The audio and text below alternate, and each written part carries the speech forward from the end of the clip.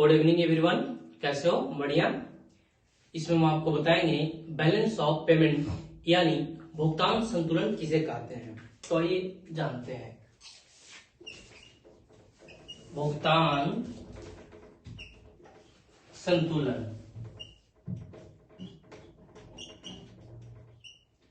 यानी भुगतान संतुलन को एक चीज और बोलते हैं, बैलेंस ऑफ पेमेंट।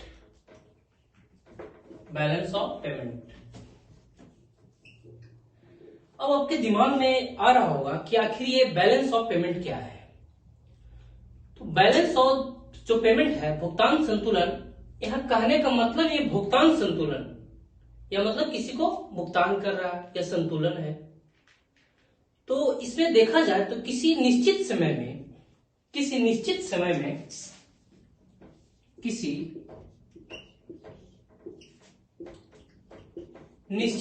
में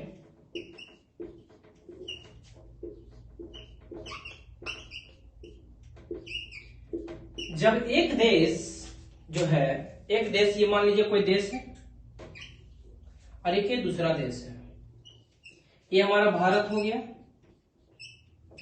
और ऑस्ट्रेलिया मान लीजिए। जब एक देश दूसरे देश के साथ आयात निर्यात करता है और जो उसी का जो आंकड़ा निकल जाता है यानी कितना का किया, तो उसी को भुगतान संतुलन कहते हैं। अब किस चीज का आयात निर्यात करेगा? वस्तुओं या सेवाओं का, या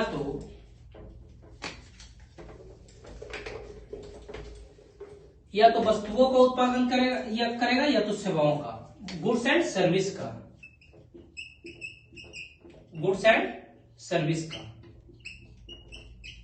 या तो एक देश दूसरे देश में जाकर निवेश करेगा यानी परिसंपत्तियां बेचेगा, खरीदेगा परिसंपत्तियां, कोई कंपनी लगाएगा। जैसे कि कोरियन कंपनी जो है, दक्षिण कोरिया की नोएडा में फैक्ट्री लगाई है। इलेक्ट्रिक कारें की जो कंपनी है बेंगलोर में टेस्ला नामक कंपनी लगा रही है। तो क्या है, एक दूसरे में आयात निर्यात कर रहा है।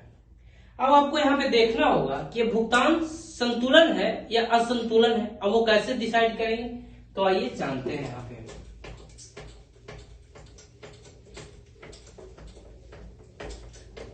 जैसे मेरे भाई, ये कोई देश हो गया, आपको एग्जांपल देश के साथ ही देंगे। तो ये चलिए यूरोप का हो गया, ये अपना भारत हो गया, भारत इंडिया। तो भारत क्या करता है, यूरोप को कोई सामान देता है 100 रुपया का, ठीक है। और जो यूरोप से सामान मंगवाता है वो भी 100 रुपया का,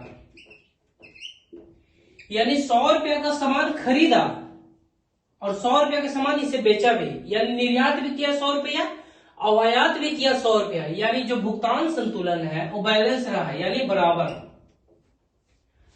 अरे भैया, जितना पैसा हम आपको 5 रुपया दिए और फिर 5 रुपया आपसे ले भी लिए, तो क्या हुआ, बैलेंस हो गया। समझ रहे हैं आप? तो भुगतान संतुलन बैलेंस हो गया।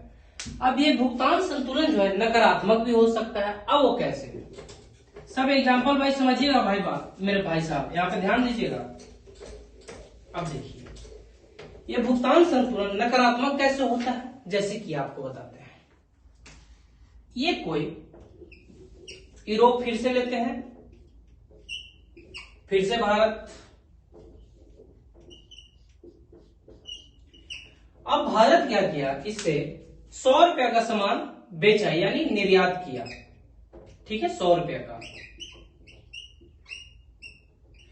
अब यूरोप से भारत क्या किया कि 100 रुपया नहीं 200 रुपया का सामान भारत खरीद लिया।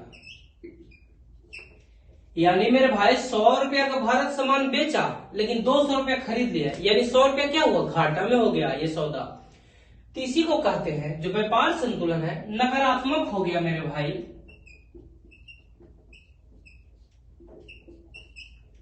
अब सकारात्मक कैसे हो जाएगा, ये इसी में एग्जांपल से बता देते हैं। जैसे कि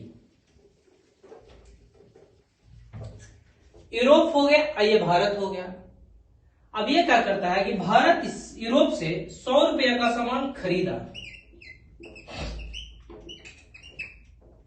100 रुपए का सामान यूरोप से भारत खरीदा अब भारत जो है यूरोप को 100 रुपए का सामान बेच दिया, सॉरी 100 रुपए का सामान नहीं, 200 रुपया का,